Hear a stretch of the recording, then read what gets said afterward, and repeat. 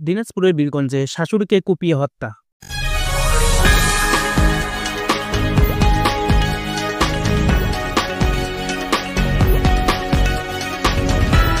দিনাজপুরের বীরগঞ্জে জামাইয়ের বিরুদ্ধে শাশুড়িকে কুপিয়ে হত্যার অভিযোগ উঠেছে।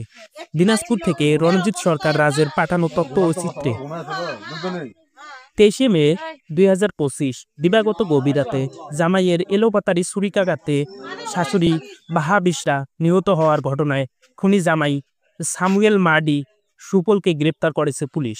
এ ঘটনায় খুনির স্ত্রী মিনি হাসদা, শ্যালক বিকাশ নামে আরও দুজন আহত হয়েছে। হত্যাকাণ্ডে নিহত বাহা বিশরা উপজেলার ভোগনগর ইউনিয়নের সাউলিয়া রামপাড়া খ্রিস্টান পল্লীর বুধু হাসদার স্ত্রী। স্থানীয় ও পুলিশ সূত্রে জানা যায়, সামুয়েল মার্ডি একজন ড্রাইভার ও নেশাখোর।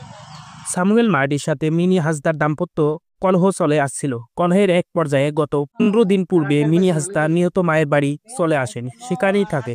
এতে সামুয়েল মার্ডি আরও ক্ষিপ্ত হন। শুক্রবার গভীর রাতে শাশুড়ির বাড়িতে গিয়ে ঘুমন্ত শাশুড়িকে ছুরিকাঘাতে হত্যা করে। মোহাম্মদ মইনুল ইসলাম জীবন, বাংলাদেশ মেল 24 নিউজ।